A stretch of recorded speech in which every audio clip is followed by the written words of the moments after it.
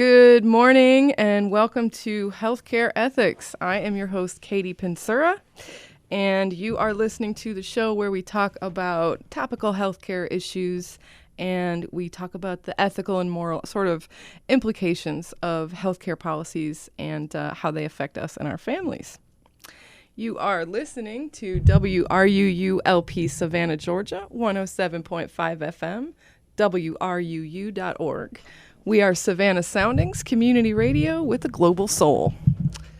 So today we are going to talk about how our moral decisions about health insurance impact the market. And of course, the market is what impacts us. The way that healthcare is packaged and the way that it is sold, who can buy it, what it costs, and what you get for it.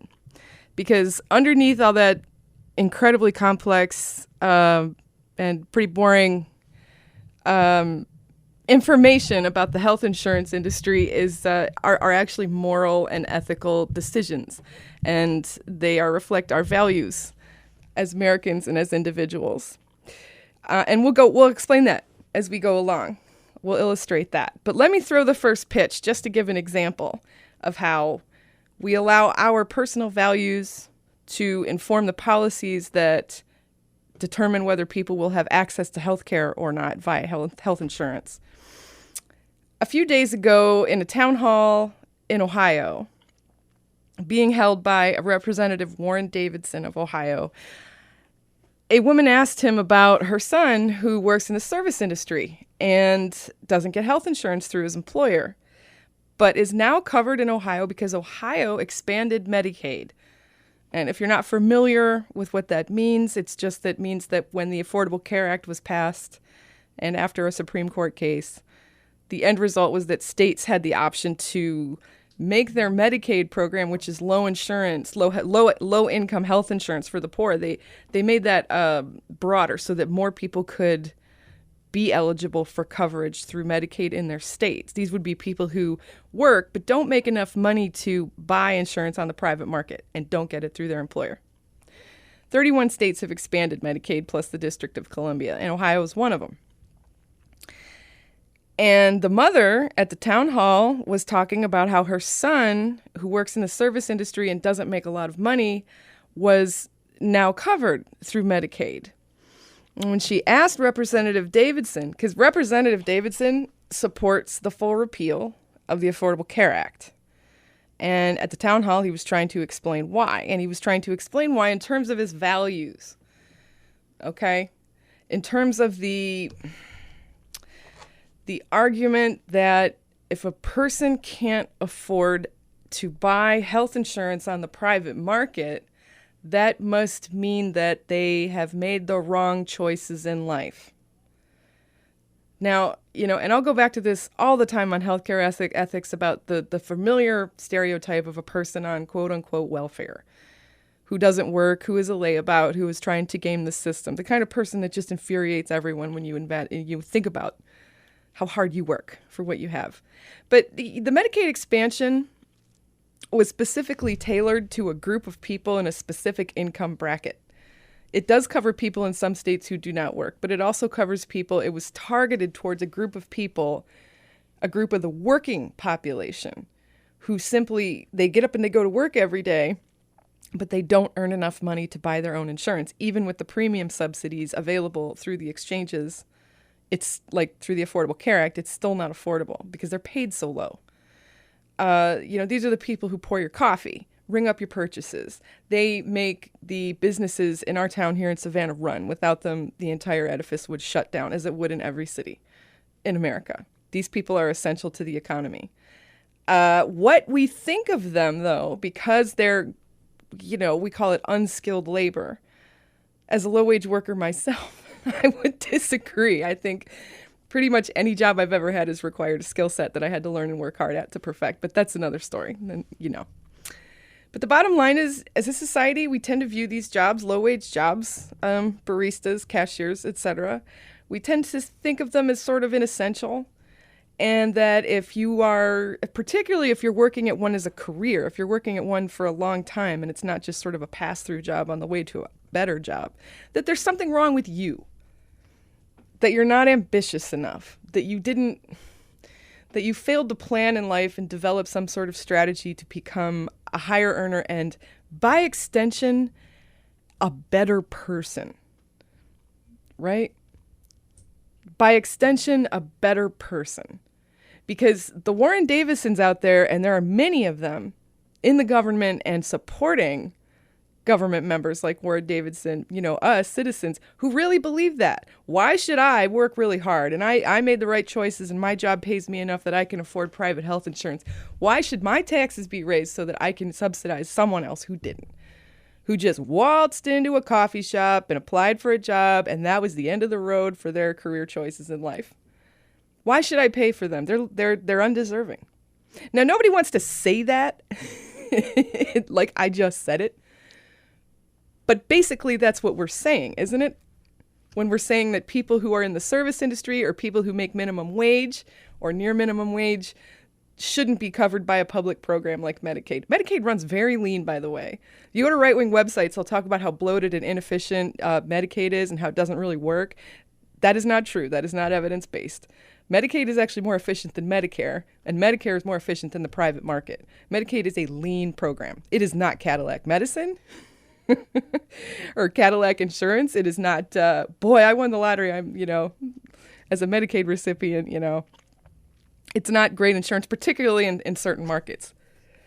A person relying on Medicaid alone in Savannah has very limited choices about who they can go see and the quality of the services they're going to get in general. A lot of doctors around here don't like to take Medicaid because the reimbursement rates are so low, because Medicaid is non-for-profit. It's efficient. Medicaid reimburses providers at market rates. That means what they're worth, not what they say they're worth. But Medicaid works, and when people are on Medicaid, they go to the doctor for primary care. And when people go to the doctor for primary care to get screenings and checkups and so forth, they don't get as sick. They don't get as many chronic diseases.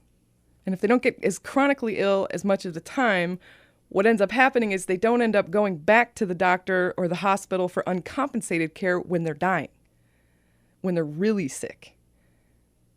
Because when they do that, of course, what happens is that uncompensated care ends up driving up hospital and provider costs, which ends up driving up service costs, which ends up driving up private insurance costs. So people pay quite a bit for uncompensated care, and it drives people nuts. Why should I pay for somebody to go to the ER to have their diabetes checked because they didn't address it early on, and da-da-da-da-da. But also, why should I pay for anybody to go get their self-checked for diabetes before they're ill? Because they're not working hard enough, and I am. It's not fair. There's this huge moral quandary there, isn't there? There's this huge, nasty ethical bear there about what we talk about when we're talking about people who can't afford to buy private health insurance. And this woman whose son was covered recently under the expansion of Medicaid in Ohio wanted to ask her state representative at a town hall, she wanted to ask him, why do you support rescinding the expanded Medicaid? Because that's what Ohio did. They expanded Medicaid, and what the American Health Care Act, the GOP replacement plan, does is it takes away that Medicaid expansion. And this woman was asking Warren Davidson, can you explain to me why it's okay with you? Can you explain to me? Here, I'm going to read. She stood up, and she was very articulate when she was talking to Representative Davidson. And she said to him, my son did not have health insurance for 4 years until the ACA when Medicaid was accepted. He didn't have health insurance because he's in the service industry, and that industry pays minimum wage, and they keep their employees below a certain number of hours so that the employer doesn't have to pay health insurance. So many of the people that are on Medicaid are working, and they are the working poor. And then she said to him, under Trump Care, one of the major ways to make health insurance affordable is to bring back catastrophic insurance, which is basically no insurance at all. Given that preventative health care is the number one way to keep people healthy in our society, can you explain why my son and millions of others in his situation are not deserving of affordable, decent health care that has essential benefits so that he can stay healthy and continue working. Do you see how she hit all of those points that, that really get to the nuts and bolts of it? If you take the feelings out, if you take the what's right and wrong out, if you take the, what would be a good person policy to support, you look at the economic ramifications. When somebody doesn't have their essential benefits, 10 essential benefits basically are an Affordable Care Act policy written into every insurance product that mandates that the insurance that you buy is actually worth something, that you actually can go and get primary care, comprehensive primary care. You can get mental health services, you can get maternity care, you get hospital care. The things that actually healthcare is are covered. When people get those benefits, when people use them, they don't get as sick. And when they don't get as sick, they work. Because healthy people work. And they're more productive. And they contribute more to society. And they contribute more to the economy. Okay? Do you see how she hit those points where she shied away from how could you, and touched on the nuts and bolts of it, the logistics of it. Why would you want to repeal this? It's essentially making society money. So Representative Davidson looks at her, and his answer was, and this is verbatim, this is what he said. Representative Davidson looked at her and he said, "Okay, I don't know anything about your son, but as you described him, his skills are focused in an industry that doesn't have the kind of options that you want him to have for healthcare. So I don't believe that these taxpayers here are entitled to give that to him." He said, "I believe he's got the opportunity to go earn those health benefits." Wow. He has the opportunity to go earn those health benefits. What he does for a living, whatever his service industry job is, does not rate. There's a class of jobs, a professional class in our country that we think so poorly of, that we that we think that people who work at them, are themselves sort of undeserving of something that you need to live, not just food, shelter, and clothing and transportation. Those are the basics. But healthcare, the other basic, the one we keep fighting over as if it's some kind of commodity that you would choose or not choose to buy. He says more about this, and I'll play the clip later so you can hear it yourself. But I just want to, according to Representative Davidson, your host, Katie Pensura, I belong to a class of people whose jobs are so unworthy of respect that they don't qualify their workers for the basics of survival. That is sort of we're hovering around this moral question right now. For healthcare, this is a very expensive social penalty because that's what it is. When people can't go to the doctor, they get sick and they get uncompensated care in the ER, and that jacks up healthcare prices and that jacks up insurance rates for everyone. So essentially, people who buy insurance on the market pay more, lots more, for their health insurance and by extension, for their health care. As a function of that, the price is a function of the penalizing other people for working in low-wage jobs where they can't get health care. You see how that works? Because the only solution is to completely ban people who don't have insurance from coming to the hospital. That is the only solution. That is the only way that you can finally excuse the low-income sick from the health insurance market. We'd have to make it illegal for them to be served. Okay, we're inching towards that, but for even in catastrophic situations, you get in a car accident and your car insurance, you don't have enough medical, and you don't have any health insurance on the market either, and you're not covered through Medicaid or Medicare. You just have to ride on the gurney. Remember when Ron Paul said that? I do. We're paying. Those of us who buy insurance on the market are paying, or who get it through our employers. Our employers are paying to keep people out. of these like lean, nonprofit public programs. It's a penalty. It's a penalty for belonging to a class of people professionally. What happens when you can't get primary care, when you can't get your teeth looked at now and then, when you feel sick, when you have aches and pains and you just deal with it because you can't pay what physicians charge? What happens to people who live like that? People like me, who bag your groceries, make your lattes, stock your shelves, ring up your purchases. Those people, us, what we do is we get sicker. Slowly and surely, we just get sicker. We keep going to work. We keep on keeping on as we just continue to get sicker and sicker and sicker. And then the end game is that we die earlier. In between that progression of sickness and death, we end up getting catastrophic care that costs you big money. So does working for low-paying jobs make a person unworthy of healthcare access? Are service industry jobs and other low-paying work so easy and so inessential that the actual work performed isn't worth compensation sufficient to provide healthcare access?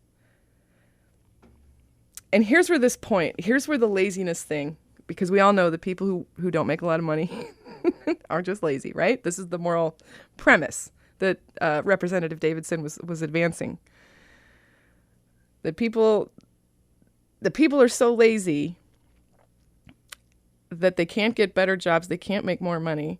This is where this point flies off the rails so visibly.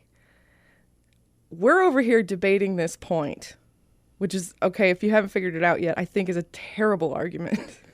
Not just because I don't make a lot of money and I don't have insurance. You know, anybody who goes to work in the morning and doesn't make a lot of money at their job but still doesn't have health insurance thinks that's a bad idea. I don't care how they vote. I don't care what they think their politics are. I don't care what health policy they think they support. They think they should have insurance. Nobody thinks that they don't rate it. They think they should be able to pay to go to the doctor. You know, scratch the staunchest Republican in Georgia who would have been covered under the Medicaid expansion, and you'll find somebody who secretly wishes they could afford to go, who can't afford to go. Okay? But we're over here, but we're hooked on that, aren't we? Well, this is America, and you have to work for what you need. We work for our food, and we work, and our jobs pay us so that we can go buy food and so that we can go pay rent. And it should be the same as healthcare. You should work hard for it. Well, don't you feel like that's a little bit of a... When the prices of the good are so high that you have to buy insurance just to afford something that you're definitely going to need, which is healthcare. Don't you feel like maybe you've been snowed a little bit? That you actually buy that's the argument? We're over here debating this point while the health insurance industry is spending millions and millions of dollars on those same political actors, those same, Representative Davidsons each year who are the ones who are benefiting most from keeping those gates closed. Because one of Representative Davidson's largest campaign donors is the Club for Growth, which is a 501c4, which is a political action group that doesn't have to disclose its donors. The Club for Growth is a fiscally conservative, far-right political action group. The Club for Growth, the second largest donor for Representative Davidson's last campaign, the Club for Growth vehemently opposes the ACA. And the Club for Growth also vehemently opposes the Paul Ryan-led American Health Care Act, the most recent GOP proposal, or the one that was first introduced within Trump's 100 days, the one that failed. The Club for Growth pays for Representative Davidson's career to work. Okay? And they pay a lot. So Representative Davidson is going to do what his top donors want him to do. And his donors want him to vote to change things back to the pre-Affordable Care Act, like bad old days. So in the latest gambit to save the AHCA, the American Health Care Act, the provisions that the Tea Party Freedom Caucus sort of hard right faction of the Republican Party, the provisions that they wanted have been reintroduced back into the proposal. So according to the moral logic we're discussing, these politics will impact the non-lazy. In other words, people who currently are covered under private insurance. It will the American Health Care Act would repeal Medicaid, the Medicaid expansion rather. So people who are covered in those 31 states and DC who benefited from the Medicaid expansion, those people would be essentially off. But also, this new American Health Care Act, this new retooled American Health Care Act that is designed to appeal to far-right representatives like members of Congress like Representative Davidson, will go even farther and start to impact and encroach on the professionals who make more money, who are higher up on the pay scale, the morally non-lazy, the ethically sound professionals, not the low-wage $7.25 an hour workers. These are provisions that the Club for Growth supported, and the Club for Growth pays for Davidson's campaigns. So that means that now everybody who was once in the morally sound and sacrosanct group of higher income workers who got insurance through their employer who were able to buy it on the market, many of us now will be in the group that gets kicked off and doesn't have insurance anymore because the provisions that Representative Davidson supports, the Club for Growth supports, are the things that make health insurance worthwhile, particularly to the people who are sick. Pre-existing condition rules, what I'm referring to. It will make states be able to let their insurance companies opt out of guaranteed coverage for people with pre-existing conditions. So if you are, a skilled professional and you make a lot of money, or you make much better money than somebody who works as a barista, but you have a pre-existing condition, your insurer doesn't have to insure you anymore. Or if you get guaranteed benefits through your health insurer, your premiums and deductibles can skyrocket to the point where you can no longer really afford it either. Now, you still have the honorable job, right? You still have the job that you strategized and, studied hard and worked hard to get to, that's higher up on the income ladder than the woeful minimum wage worker. But you're suddenly in the same boat, aren't you? Does Representative Davidson now think that you have made the wrong choices in life? Because you just got booted off of healthcare? Doesn't matter if you voted for him, by the way. Pre-existing conditions don't care about who you vote for. How does that work morally? How does that work ethically? How do we divide up when we're talking about professionals, people with degrees or people with, a specialized skill who make more money at their jobs versus those people who have like entry-level positions?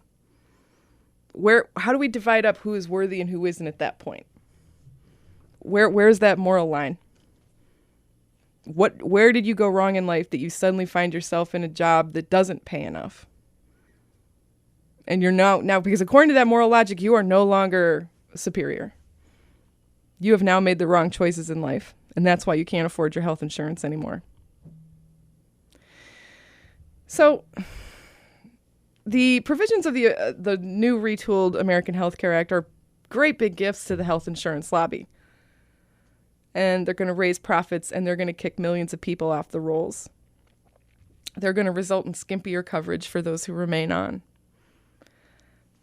So, circling back, insurance companies get that money, our money, from people who do not make enough to buy private insurance, from consumer revenue. I'm sorry, for people who do make enough.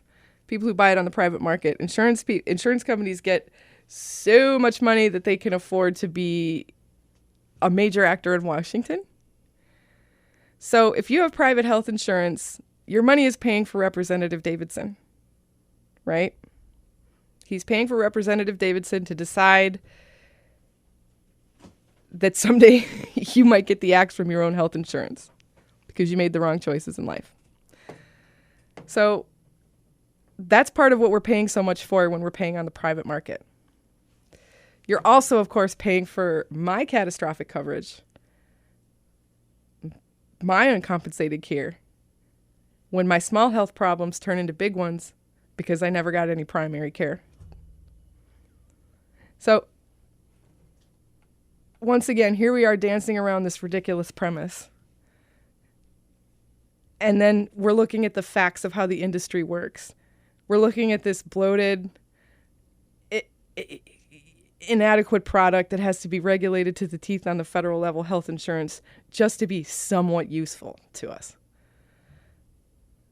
And we're watching as these companies dominate politicians who write the laws that affect those regs, that affect our products, that affect whether we go to the doctor or not. Isn't it a silly ring around the rosy to try to determine who deserves it and who doesn't at that point? To end up, because you end up paying through the nose to keep that morally just quote unquote system in place.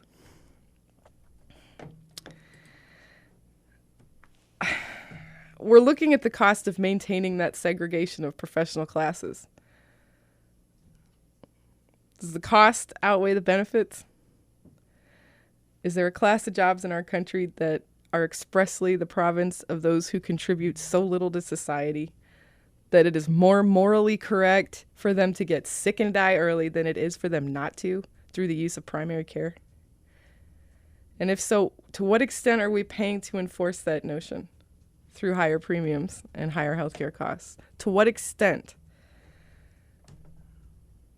are we paying to keep that system in place? When we come back, we're going to talk a little bit about what not the American public, but what healthcare bigwigs think about the GOP plans to basically to decimate the ACA.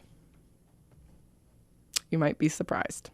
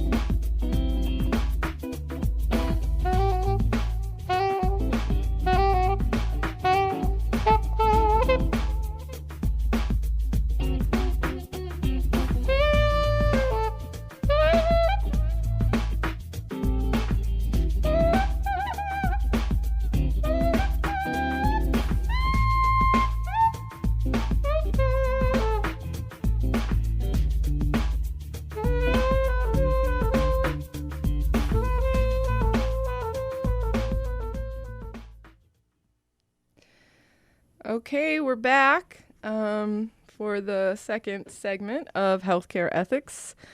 I am your host, Katie Pinsura, and you are listening to WRUU Savannah, Georgia, 107.5 FM, WRUU.org. We are Savannah Soundings, community radio with global soul. Real quick, I'd like to read a corporate donation promotion. Because as a business, you enjoy our programming on WRUULP, please support the station with a donation. Let your customers, neighbors, and friends know that you share our vision of building a thriving community based on a diverse, vibrant radio programming. As business partner, our listeners will know you support Savannah's only broad-based community radio station. Become a tower sponsor or underwriter. To check out the levels of corporate sponsorship and to donate, go to www.wruu.org/corporate. Again, to check out the levels of corporate sponsorship and to donate, go to www.wruu.org/corporate. And we thank you for listening to and supporting WRUU-LP. The Downtown Neighborhood Association's mission is to enhance the quality of residential life in the historic Landmark District, protect Savannah's unique downtown environment, and advocate public policies which support these objectives. Through communities and public meetings, the Downtown Neighborhood Association acts on behalf of the residents of the historic Landmark District and all of Savannah to provide community awareness, enhance public safety, and influence policy decision-making to make for a better community. There are also numerous social events.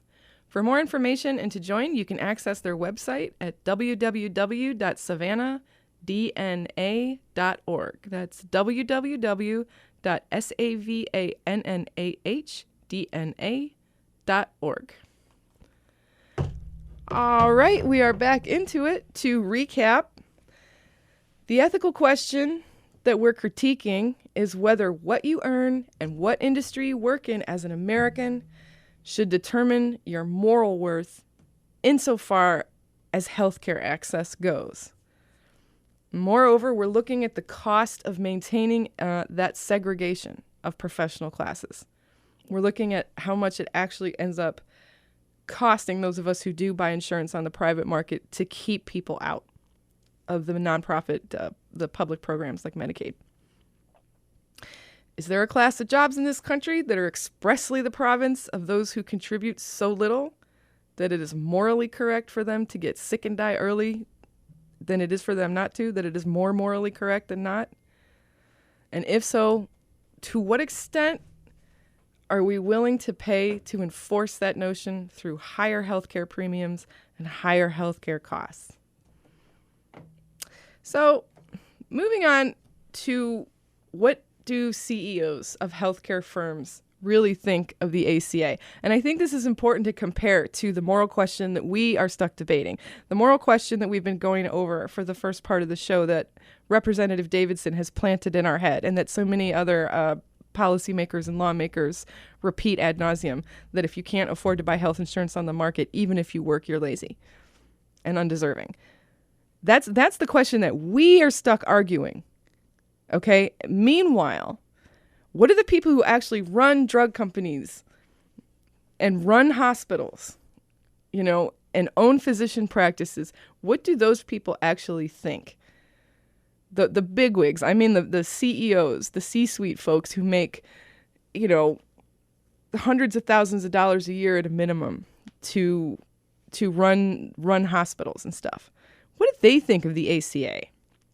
Because we know that the insurance lobby is not so fond of the provisions that the Affordable Care Act included that made private insurance more valuable to people.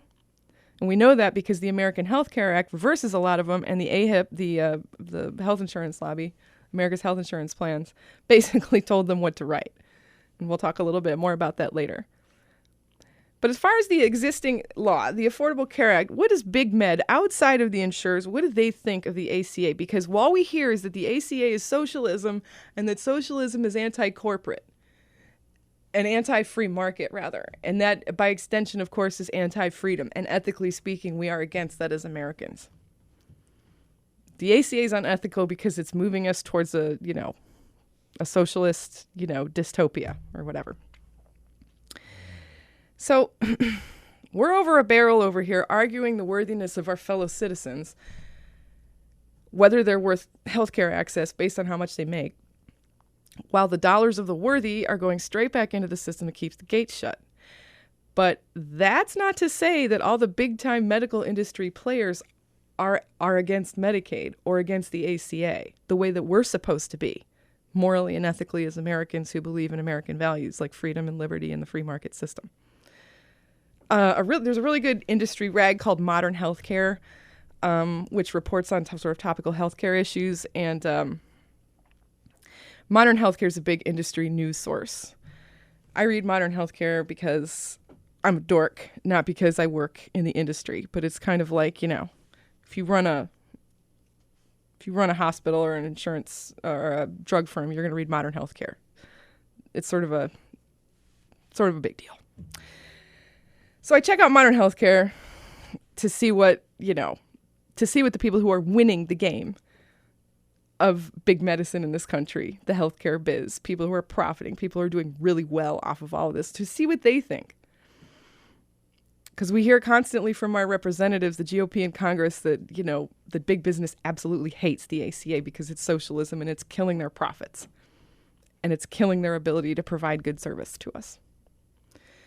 So every quarter, Modern Healthcare surveys a sample of healthcare CEOs across the country, people, like hospitals, hospital firms, drug firms, etc., to gauge their reactions to developments in healthcare policy. Their most recent survey results were reported in March of this year, of 2017. They surveyed, I think, 110 CEOs, 81 responded.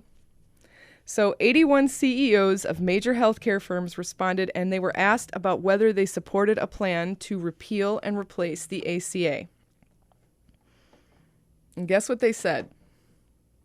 Specifically to the question on the survey, do you support repealing the Affordable Care Act with a phase-out period and a promise of a replacement, as proposed by some members of Congress? Guess what they said? 80% said no. 80% of people who are getting rich, filthy rich, in the age of the Affordable Care Act who run healthcare firms were asked if they supported a repeal of the ACA, given that there was a gradual phase-out period and the promise of a replacement. They still said no. 80% said no. 8% said they had no opinion, and about 14% said yes.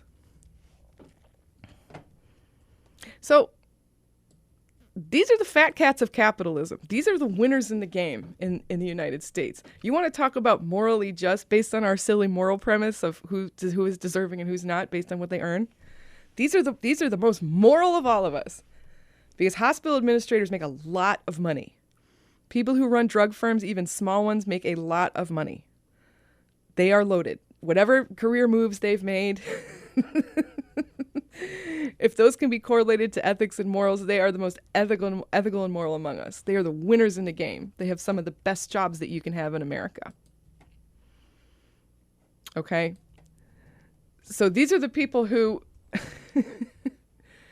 have no reason to be against capitalism. It has served them very well. They want to keep the Affordable Care Act, by and large. 8 out of 10 want to keep it in place. It's been good for business. You know why? Because when people are insured, they can go and buy more healthcare stuff. They're not worried about that socialist piece. And they don't seem to be worried about the morals and ethics of people who make low salaries getting healthcare that they didn't deserve because of their life choices. They don't even seem to be concerned if people work or not who are covered. They're thrilled that there's less uncompensated care. That cuts into their bottom line. So the insurance industry, on the other hand, has had a harder time with the ACA. The health insurance industry has had a harder time with the ACA, but they had a big hand in writing the ACA.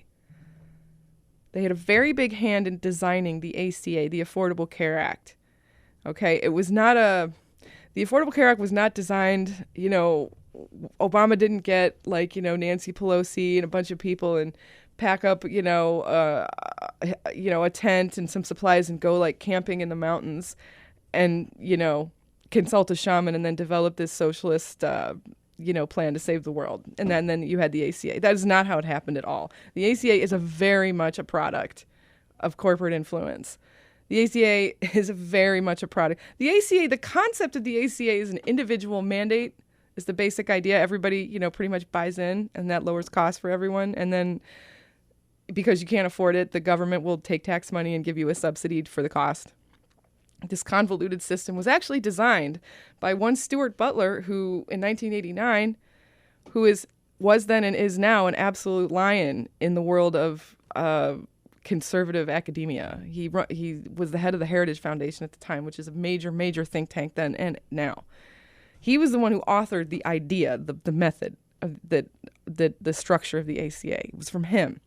And Republicans liked it so much, they worked for years to make that be American healthcare reform in the early 90s. They were like a hair's breadth away from passing a mandate plan back when Hillary was trying to enact healthcare reform, and she had a different plan. Okay? Hers looked different, and so they went at loggerheads, and then nothing happened. But this was the ACA. The individual mandate was actually the Republican plan for healthcare reform up until like 2009, up until it looked like it became clear that President Obama was going to use that strategy, the mandate structure strategy, to accomplish healthcare reform. This is not. It's so convoluted, and nobody likes the ACA. I don't like the ACA, but I love the ACA too. I'm glad it's I like the effect that it's had. But nobody really gets it. Nobody really likes it. Nobody sees their costs going down significantly, except for people who are really, really sick, who would otherwise be priced out of the market completely. It's not a perfect system. It's not even a very good system. But it was the GOP system. Okay? So when the Affordable Care Act was actually, what happened, how it was constructed, you had insurance companies front and center. And basically you had the Congress had to get their permission for all kinds of different provisions of the ACA. The insurance industry essentially acts as a legislator, is what I'm saying. That's how powerful they are. And they're so confident, and they have such a strong pull in Washington that they actually get ahead of themselves. They were recently caught red-handed for trying to exert control over just how their involvement in the process of the ACA state exchanges works. Aetna, health insurance giant Aetna, wanted to merge with Humana, but they knew that the Department of Justice would come after them because that kind of merger would eliminate too much competition, inching too close to a monopoly in some state markets. So Aetna knew that, but they still wanted to go ahead and merge with Humana, and they were so confident that they could get away with it. All they did was they wrote up a letter, and they sent the letter to the Department of Justice. The U.S. Department of Justice received a letter from Aetna, and Aetna said, listen, we know we're not supposed to merge with Humana, essentially. I'm paraphrasing, of course. But if we can't do that, we're just going to have to drop out of certain markets altogether. We'll have to, because, one of the big problems with the ACA is that people don't actually have a lot of different insurers to choose from in certain markets. It's definitely a problem in Georgia, and so that's something that the government's real hinky about, or the Obama administration was, as far as keeping the markets viable, keeping this ACA thing working. You can't have no insurers in an area, and tell people to go buy their insurance plans on the exchanges and have no plans. So Aetna knows this, and Aetna just tells the DOJ straight up, look, we want to merge because corporations love to merge because they can raise prices and they become more powerful and there's less competition and they make more money. Aetna wanted to merge with Humana in certain states. And so they just wrote the Department of Justice a letter and said, geez, you better know that if we're not allowed to do this, we're going to have to pull out of those markets, which could collapse, which means that they could send those markets into collapse, which the DOJ doesn't want to have happen, right? So the Department of Justice sued him anyway, and the court found sufficient evidence to show that when Aetna made good on its warning, because they did make good on their warning, when the Department of Justice sued Aetna and Humana to keep them from merging, Aetna went ahead and made good, and they pulled out of certain markets. Aetna told the court that it wasn't because they were losing money in those places.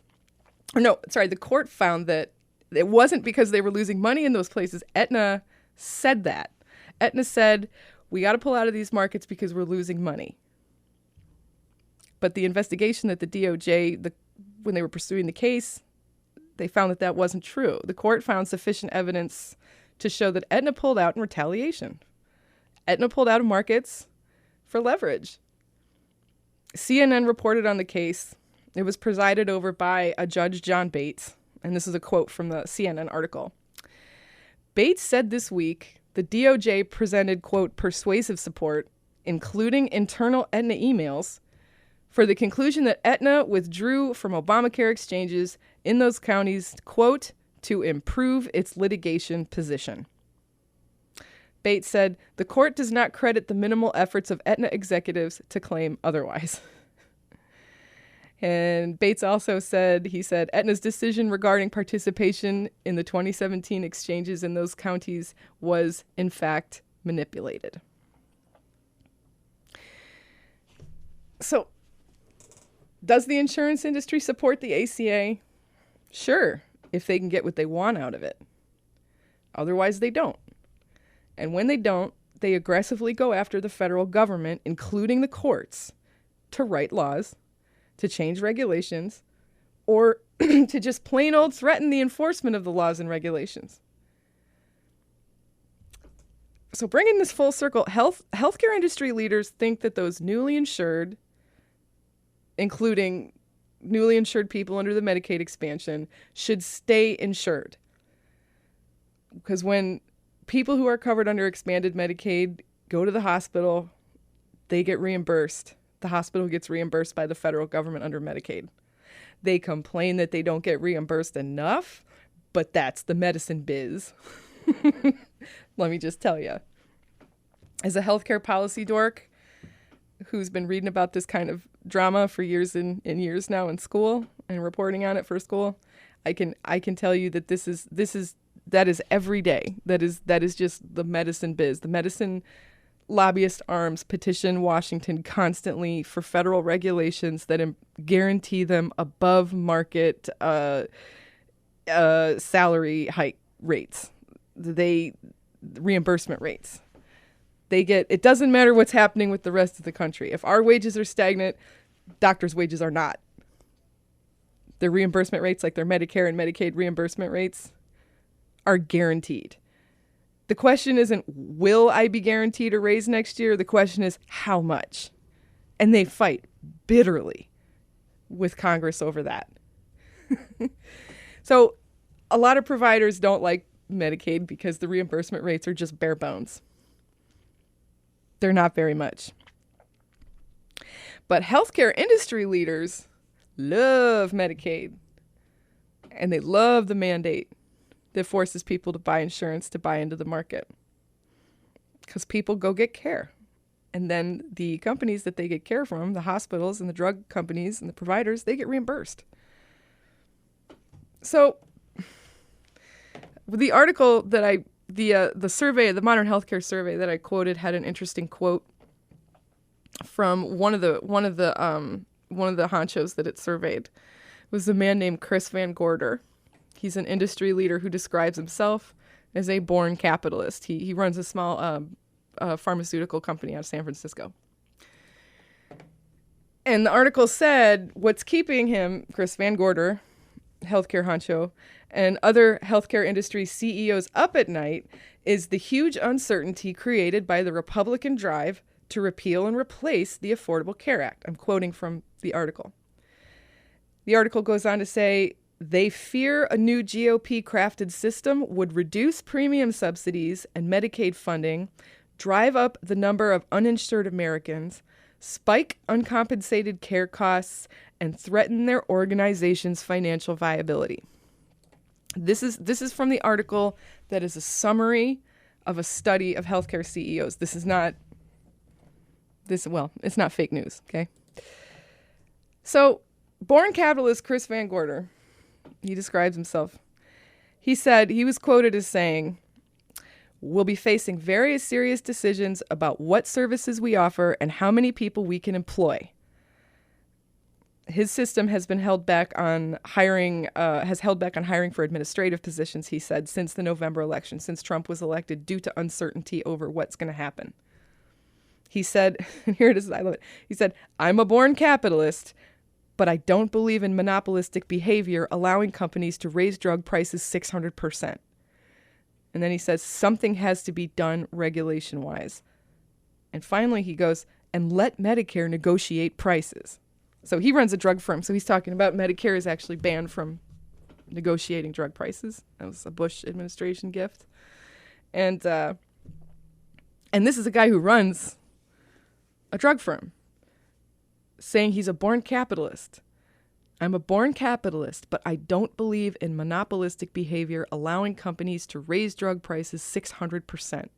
Something has to be done regulation-wise. And let Medicare negotiate prices." Okay. And this is after the November elections. This is the ACA has been in full swing since 2010. It's 2016, end of 2016. He's saying this, beginning of 2017 when he took the survey, rather. He is corporate America. He is the face of Big Med, this guy. And he's saying so. He's coming out in the press and saying directly to us, the public, "This is who I am." You know. And even I find this to be egregious. Now, I think we'll take another break there because I want to shift after the break to talk about the impact of health insurance and Medicaid on rural hospitals, which I think is an issue that we should talk about as Georgians in particular. So, all right, folks, we are approaching the end of our time, so we're not going to be able to touch on all of the things that I was hoping to talk about today. Health insurance is just a massive issue, and there's so much to talk about. You can't really talk about these things in a vacuum, too. Health insurance, drug costs, people's jobs, what they pay on the exchanges, what they get through their employer, what the politicians are saying, what the industry leaders are saying, and so on and so on and so forth. You can't really, they all connect. And it's really, really hard to, with health policy, it's just so hard to make things short and sweet and easy to digest. So it's a good thing that we have an hour every week to talk about this, but there's always more to talk about. So for future shows, what I'd like to do, I'm going to touch on some of the things that we've been talking about today as far as the impact of having low-income people be covered through things like Medicaid expansion and premium subsidies versus having them not be covered for these moral reasons that we've talked about, or for whatever reasons the real reasons are.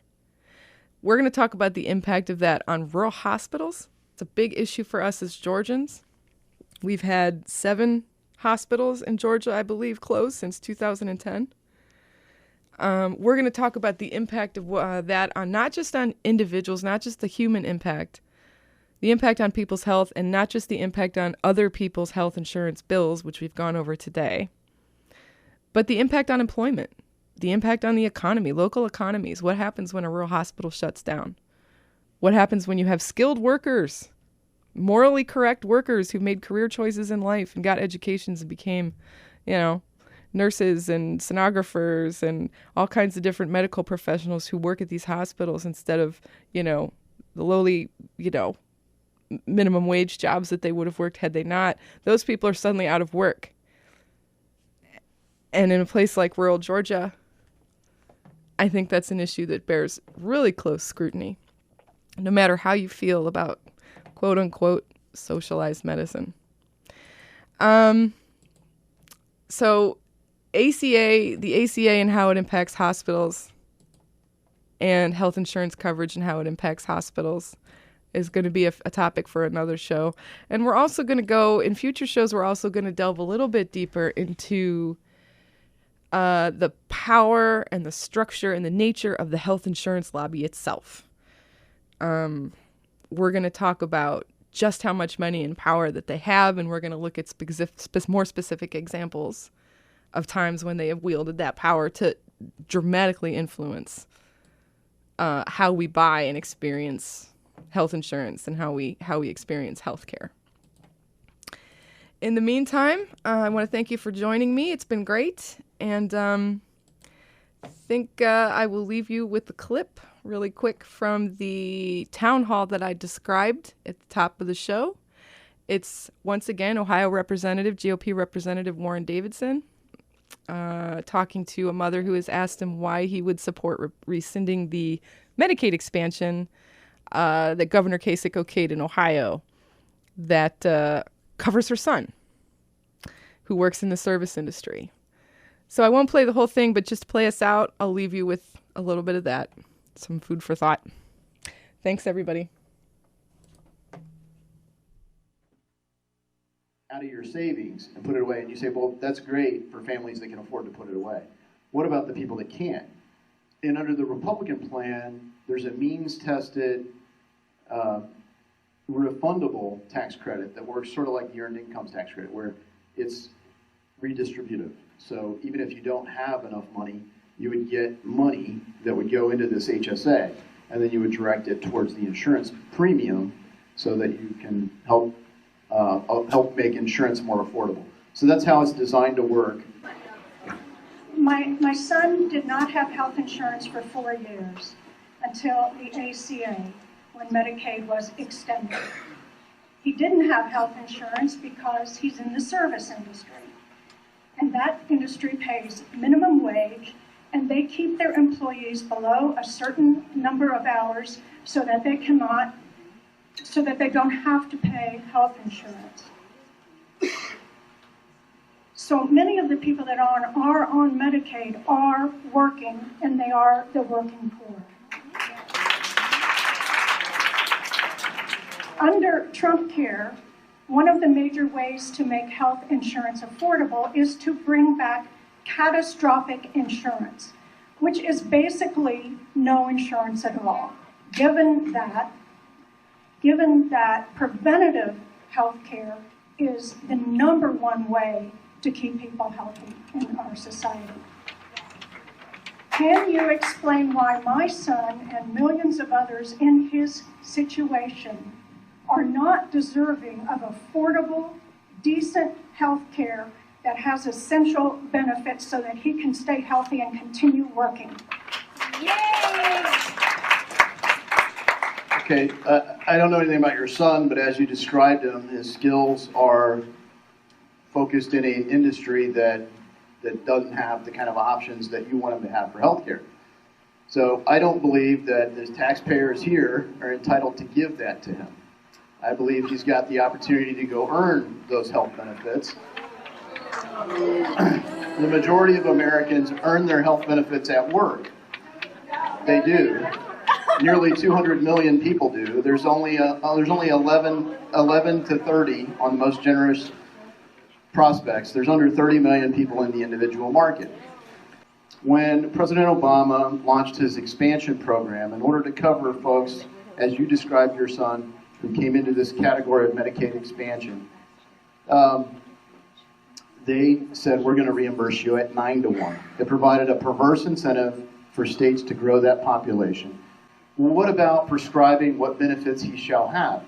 If he doesn't want a catastrophic care plan, then don't buy a catastrophic care plan. If you don't want a flip phone, don't buy a flip phone. Oh my gosh, stop doing that.